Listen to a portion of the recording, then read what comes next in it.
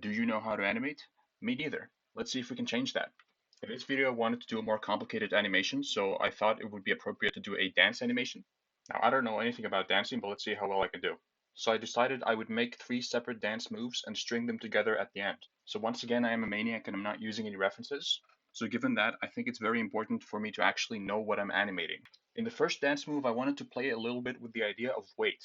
So the whole idea of this dance move is that the character is shifting her weight from left to right. I was contemplating whether I should make the motion completely symmetrical. I decided not to do that to make it a little bit more interesting. As a result, it might look a little bit chaotic, but hey, better chaotic than boring, right? The arms were animated completely at random, to be honest. I couldn't even tell you what I was thinking when I was animating them. So let's see what I came up with. Not too shabby if I do say so myself. You'll notice that there's some nice secondary motion on the hips and the chest. This is actually my secret weapon for this animation. Let me explain. So I had this thought when I was thinking about how I would make my own animation system in my render engine. The basic idea is to not animate secondary animation at all. Instead, we want to set up rules that drive the secondary animation based on the primary animation. We can do this in Blender as well using drivers for Python scripting. Let me show you my setup. So I'm not really going to explain how the setup works. You can pause and copy it if you really want to. But the basic idea is that every time the frame changes, this function is called and it basically updates the state of the secondary motion. The way this is set up right now, you can't actually add primary motion to the secondary motion, i.e. the bones that are driven by the script cannot be keyframed. There are ways around this, but I didn't bother in this video. So that's a downside of this method, but the upsides are also quite good. Whenever I try to animate, I always have this problem. I change the timing of something, and then everything is out of sync. This is getting back to what I said in the previous video. I don't really know how to use the graph editor. Like, I don't understand how anyone is supposed to animate one channel at a time. Are you supposed to select multiple channels and animate them at once? I don't know. That's why I devised this solution. With this method, all the secondary animation is driven by the primary animation, so it cannot be out of sync no matter what. You can effectively change the timing of the animation by playing with one control. This might limit the maximum quality of animation you can get out of this method, but it makes it so much easier to animate. In the second dance move, I tried to play some more with some computer-generated animation. The basic idea here is that there's a primary motion of going up and down, and then there's a secondary motion of the chest and hips rotating. I think this one didn't turn out quite as good. I'm not exactly sure what went wrong. If you think this move also looks a little bit off, leave a comment, tell me what you think. In the third animation, the basic idea was to have a sort of wave motion of the chest and the torso. Once again, the arms were animated at random, and they added some up and down motion as well for good measure. I don't like this one either, to be honest.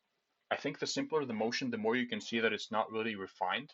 If you have any tips for me, please leave a comment, because I sure as hell don't know what I'm doing. Okay, so now that we have the basic dance motions completed, it's time to make some final adjustments. There's 2 things I want to do. First, I want to add the absolute bare minimum of facial animation, and second, I want to add some camera motion. Now, facial animation is another super duper deep rabbit hole that I don't really want to get into in this video. All I want is for my character to not be stone-faced the whole time.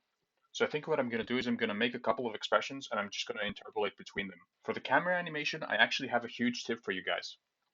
There's a super convenient way that I've found to animate the camera that I don't really hear people talking about. So it's really simple.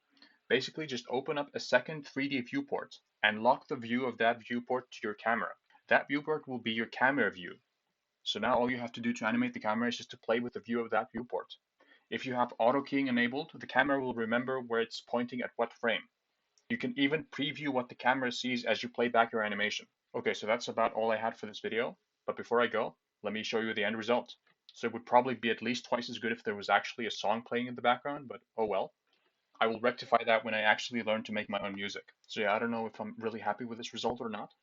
I think the jiggle physics ended up being a little bit overpowering, but I kind of like it, so I kept it in. The most major problem I would say is that the dance moves don't really work that well together. I didn't really design them to flow into one another, so it's really no wonder. I also actually had a lot of trouble rendering this project.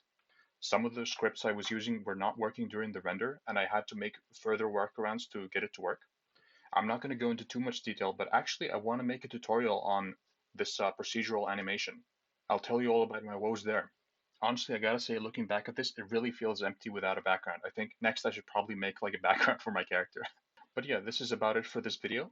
I might do another one of these, see if it goes a little bit smoother the second time. It's really fun seeing your character dance around. Really depends on whether my audience actually wants to watch me do this. If I don't do another animation short, the next order of business when it comes to animation would be to start working on my short film. I don't know if I'm quite ready yet, so I'm putting it off, but I do want to get started. Let me know if you have any requests for what you would like to see me animate in the comments. And with that, I'll see you next time.